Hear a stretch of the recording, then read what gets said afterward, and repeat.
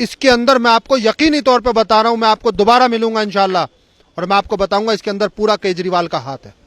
अरविंद केजरीवाल इसको सपोर्ट कर रहे हैं, इनको खाना मुहैया करवा रहे हैं, इनको पैसे दे रहे हैं, इनको हर तरीके से संरक्षण दे रहे हैं।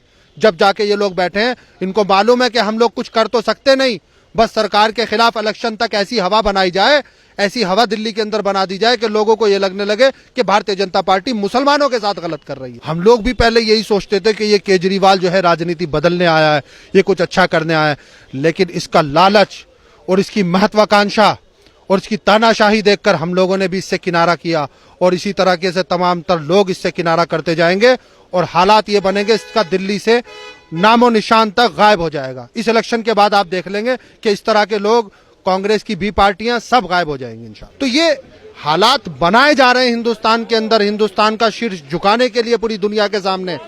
पूरी दुनिया के अंदर आप उठा के देखिए, ये मसला हिंदुस्तान का, पाकिस्तान का नहीं है, ये मजहब का भी नहीं है, ये इंसानियत का मसला है। आप मुखालफत नहीं करते अगर आपको दर्द लेके देखते, आप तो हिंदुस्तान के अंदर भारतीय जनता पार्टी का चेहरा देख के मुखालफत कर रहे हैं।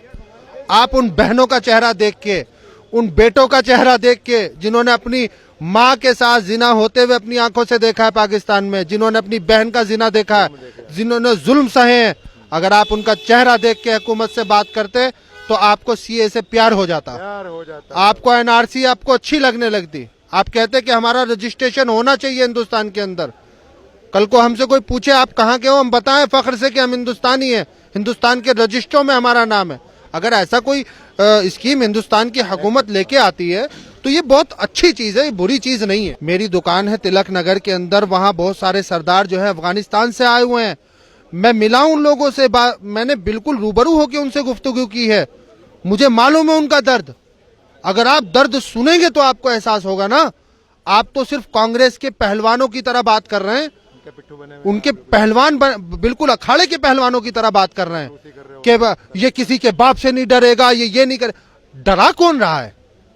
आप डरते होंगे जब भी एक कुत्ता भौंकता है रास्ते में, वो डर के मारे ही तो भौंकता है। आप जो भौंक रहे हैं इस तरह की बातें, तो आपको डर लगता होगा।